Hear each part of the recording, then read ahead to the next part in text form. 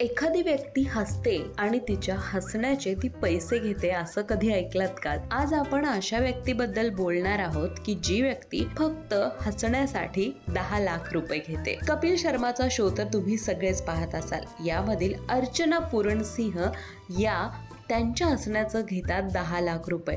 कसं? चला पाहूया. कपिल शर्माच्या शो मधील विनोद असू देत किंवा या शो मध्ये येणारे गेस्ट असू देत, या सगळ्यांच्या विनोदानंतर आपल्याला मोठ्याने हसण्याचा आवाज येतो, तो म्हणजे अर्चना यांचा.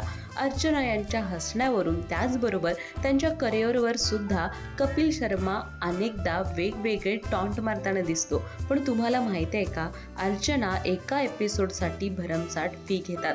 या शो मध्ये अर्चना जजच्या भूमिकेत दिसते, तर प्रत्येक एपिसोडमध्ये खूप हसते सुद्धा. या शो मध्ये कपिल आणि अर्चनाची मनमोहक धमाल ही आपल्याला पाहायला मिळते. अर्चनाने 2019 मध्ये नवजोत सिंग सिद्धू यांची जागा घेतली होती.